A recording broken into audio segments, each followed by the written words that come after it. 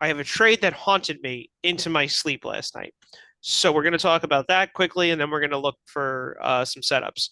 And Mitch, that trade that you showed, I was with Mitch yesterday. Where Mitch has obviously got the office down the hall from me, and Mitch shows me two levels that I like a ton, and one of them is right there. The other one is the one he posted toward the afternoon yesterday, and this one here is clearly just rally base drop. I'll make it a little bit larger, and just meets every criteria.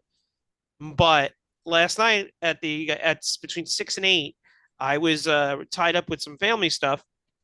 I'll explain later, and missed the trade, and or just didn't set the trade up. Whatever you want to say, this is the trade Mitch had posted yesterday. Went gangbusters, right? Went better than even either of us planned. And then that was the trade yesterday, hit in the overnight session.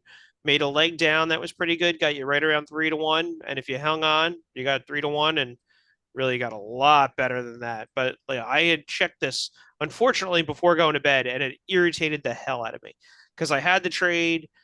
Mitch had shared it with me. I was like, okay, cool. We'll figure it out. Find time to do it. I didn't share it. I didn't take it. So all around, we just got completely screwed. So, no harm, no foul, but really irritating when a trade you had I don't know. right There's in a front whole of lot you. of bitching and moaning for no Oh, I know. no harm, no foul. Yeah. I think that calls for a Redbird, so I gotta owe you a $5 bill when I see you next time. Yeah. But we had some family stuff to take care of. My brother-in-law broke his foot, so we had to go take care of some stuff for him.